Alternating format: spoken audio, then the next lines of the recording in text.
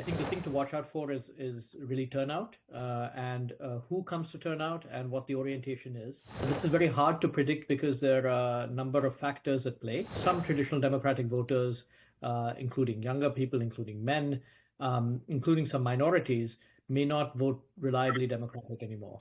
Election day, people are going out there and voting. And of course, you have a whole bunch of people who've already gone out and voted, whether it's early voting or whether it's mail-in. What's the big picture from DC? Well, DC is a terrible place to actually observe the elections because actually Washington, DC itself, I think, is the most reliably democratic constituency in the US. And so it's a bit of a bubble.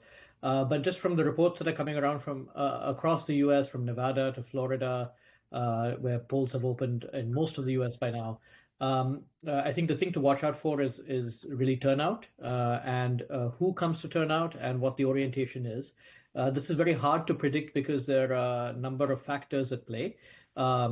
Traditionally, higher turnout has favored Democrats, and it's something they have tried to do more to promote the vote. But this time around, there's some indication that some traditional Democratic voters, including younger people, including men, including some minorities, may not vote reliably Democratic anymore. And this is all further complicated by the fact that there's been a surge in early voting and mail-in voting, largely as a result of the pandemic from 4 years ago. So all of this has made it much more difficult to predict the outcome, but I think one thing to look for generally is the level of enthusiasm for both major presidential candidates. Let's talk about the swing states. The polling is going on as we speak right now. A whole bunch of people have gone out and voted already. Traditionally, Republicans would never do that, but you see that happening. What's the sense in these swing states, and how are the swing states going to be the game changer?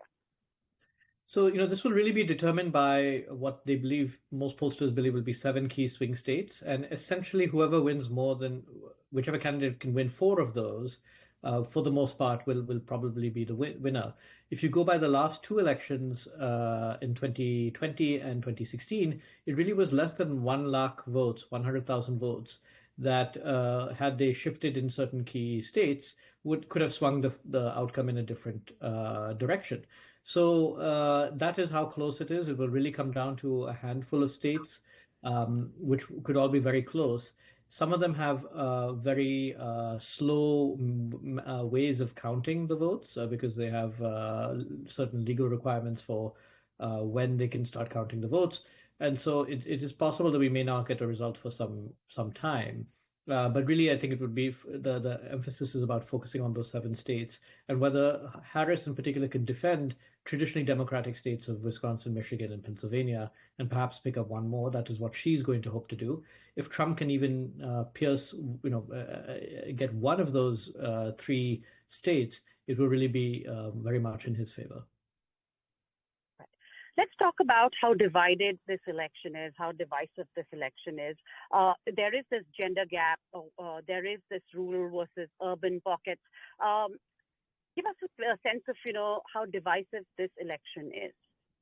So I think every election has become, over the past 20 years or so, has become more and more divisive. You have what are traditionally very clear Democratic constituencies. They tend to be younger, more female, more ethnic minorities, and more college-educated voters. And these tend to be more in urban areas. By contrast, reliably Republican voters tend to be older, tend to be more male, tend to be not college-educated, and tend to be white primarily. And these have been pretty consistently reliable voters for Democrats and Republicans, with a number of constituencies that have been key swing voters, and these often tend to be in the suburbs. They tend to be, for example, white women in suburbs tend to be quite critical key swing voters that both parties try to appeal to. So now there's some sense that, again, this coalition has been shaken up a little bit. Some older voters are turned off by Trump. Some younger voters find him more appealing. And the gender factor also plays a role. So I think that it has been a very polarizing election, but there's some signs, and again, we'll only know in a day or two how much these coalitions have shifted or changed. Right. Now, if we talk about foreign policy and both the candidates, none of them have pointed towards India. Why do you see that happen? And what are the other agendas when it comes to or other policies when it comes to countries like what's going on in Gaza, the Israel policy? What do you have to say on that? So generally, a foreign policy comes up in a US election when there's a problem. Most voters don't care or know very much about foreign policy, not something they follow on a day-to-day basis, unless it has a direct impact for them. And so I think it's not surprising, and perhaps it's even a good thing for India that it's not become an election issue this time or in recent elections. Um, the issues that do come up are generally US military interventions abroad and their merits and military aid abroad, trade issues and how it impacts them, and immigration. So there are those substantive areas that do play a role. And then in terms of like key adversaries or places where the US is involved, so the Middle East, Israel-Gaza conflict, the Russia-Ukraine conflict, and possibly China and the contingencies in the Indo-Pacific surrounding China. So these have been discussed by both candidates. They have made some mostly vague, broad declarations about their approach to these things.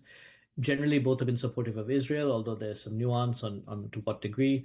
There are big differences on Ukraine and European security, and basically Democrats would like to continue with a sort of allies first, supporting European allies in this conflict in Ukraine. Whereas Trump has basically said that it should be up to Europe to take care of its own security.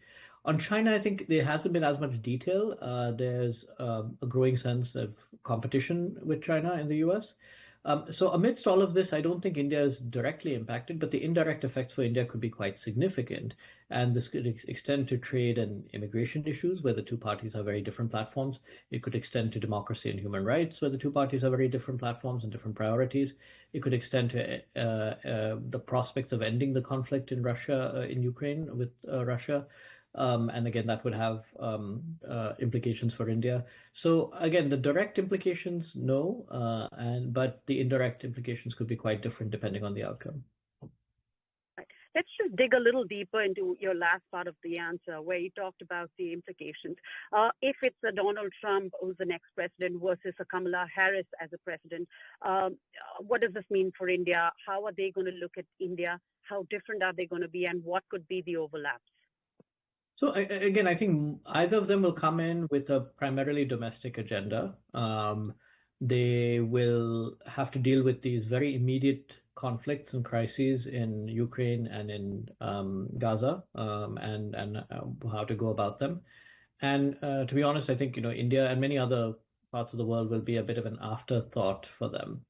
That being said, I think both have spoken again in very broad and vague terms about wanting a better relationship with India, although a lot will depend on their exact priorities, and that in turn will be informed by people around them. And I think in this more competitive global context, they will both want, to some degree, a cooperative relationship with India. The question is whether they can deliver on it and in what areas they want to focus on. I would say if Trump is elected, I think two immediate concerns will be on trade and immigration policy and how that will affect India. I think, again, he has a broader domestic agenda. It's not India specific, but I think there'll be some very difficult negotiations over tariffs and visas and undocumented migrants if Trump is elected. With Harris, I think it's a bit more of an open book. Some broad continuity from, let's say, on trade and technology with the Biden administration. But the question is how much she prioritizes a progressive agenda over strategic considerations in her approach to India and the world at large. Right. Let's now move on to the Indian American community. They are going to play a role in the swing states. Could you tell us how they could play a role in the swing states? So there are two ways in which they can play a role. One is just in terms of their as voters. In Georgia, there are about a little under 1 lakh Indian American voters. In Pennsylvania, a little bit more than that. Michigan, a little less. North Carolina, they're a fair number. But Pennsylvania and Georgia, I think, would be two of the larger ones, not very much in Nevada and Wisconsin. So they are sizable, but they're not enough to, and their numbers are not enough to make a decisive effect in the turnout. Indian Americans tend to be reliably Democratic. About two-thirds tend to vote Democrat in a given presidential election. There's some sense in some recent polling to suggest that some of them are now increasingly looking at the Republican Party and President Trump, former President Trump, as an appealing candidate. And one can speculate on the reasons for that. Some of it has to do with economic issues or immigration issues as well. Some of it has to do, maybe Trump has spoken a lot about his relationship with India, and they find that very appealing, and in a way that the Harris administration has been much more cautious about doing. So, again, ironically, despite the fact that she is of Indian heritage, that you do see anecdotally at least some Indian Americans gravitating towards the Republican Party.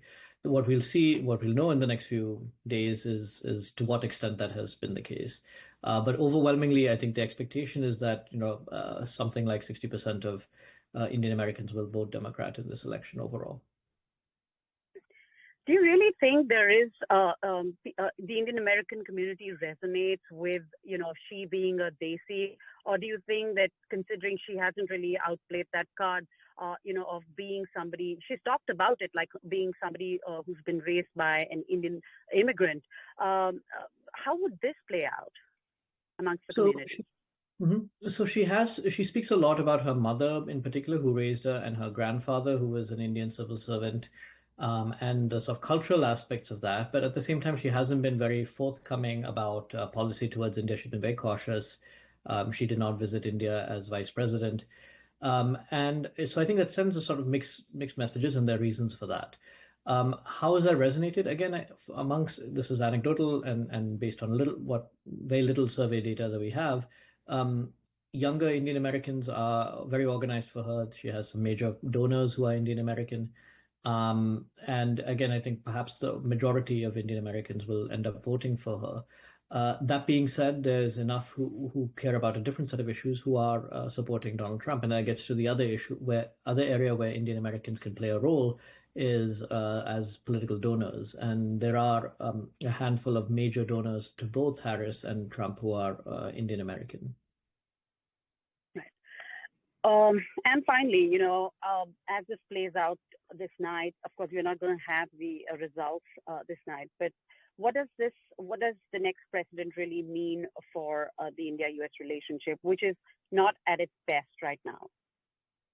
I mean, I think there are some issues. There've been difficulties on a number of issues, including Bangladesh, including investigations that are underway, that have certainly complicated in the last few months of this administration.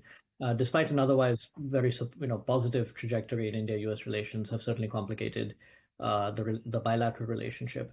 Again, I don't sense that these will be big priorities for a new administration to fix. They have other problems to deal with. But I do think it would be in their, worthwhile soon once they come to, are settled in, to see where they can advance the relationship in different ways. And again, there's a lot that's on the positive side of the ledger, but also address some of the differences and see that those don't build up or go out of control. Because they can certainly complicate the relationship in some very unpredictable ways.